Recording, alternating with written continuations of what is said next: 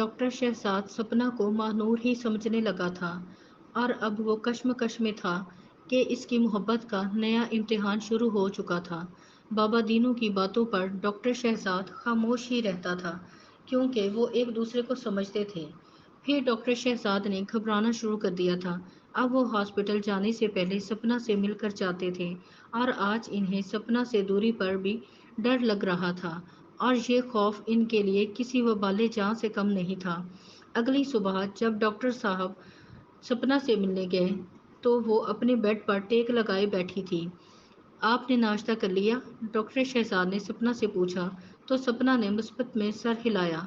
फिर सपना की मेडिसिन चेक करते हुए, मेडिसिन भी ले ली है? सपना हल्के से, जी ले ली है डॉक्टर। ओके, अब आप कैसा फील कर रही हैं? तो सपना ने ये कहकर डॉक्टर शहजाद पर बिजली गिरा दी। मैंने अली के पास जाना है। डॉक्टर शहजाद ने सपना की तरफ देखा तो वो पहले से ही डॉक्टर शहजाद की तरफ देख रही थी।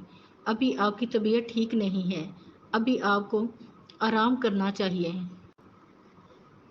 डॉक्टर शहजाद ने चेहरा दूसरी तरफ घुमाते हुए ज़रा खुश्क लहजे में कहा, सपना बस अब मैं बिल्कुल ठीक हूँ, मुझे अली के पास जाना है।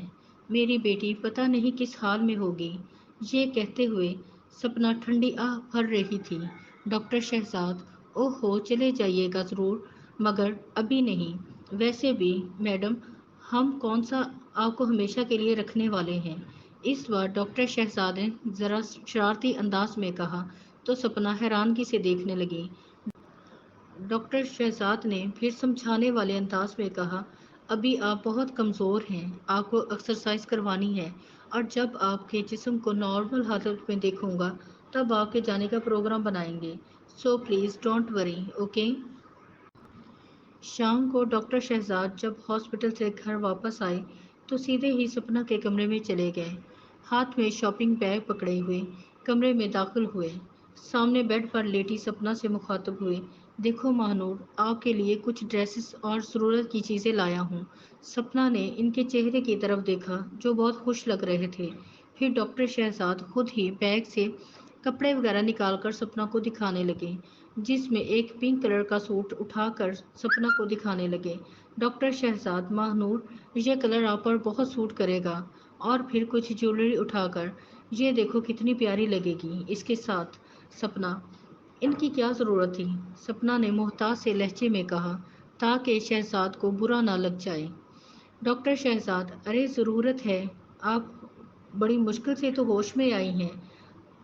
अब की बार डॉक्टर शहजाद ने सपना की आंखों में देखते हुए कहा था। डॉक्टर शहजाद की आंखों में अजीब सी खुशी और मोहब्बत थी जिसे अब सपना भी महसूस कर रही थी और आंखें चुरा रही थी।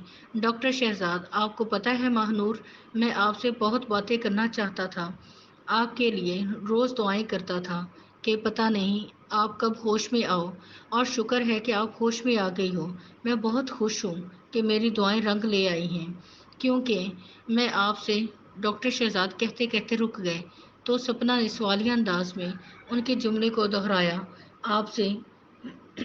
सपना के पूछने पर डॉक्टर शहजाद बात को टालते हुए, आपसे बहुत से बातें करना चाहता था क्योंकि मेरे घर में तो कोई था ही नहीं कि जिससे मैं बातें करता और दिल का बोझ हल्का हो जाता, तो सोचा कि आपसे दोस्ती कर लेता हूँ। जब आपको होश आएगा तो खूब गप्पे लगाएंगे।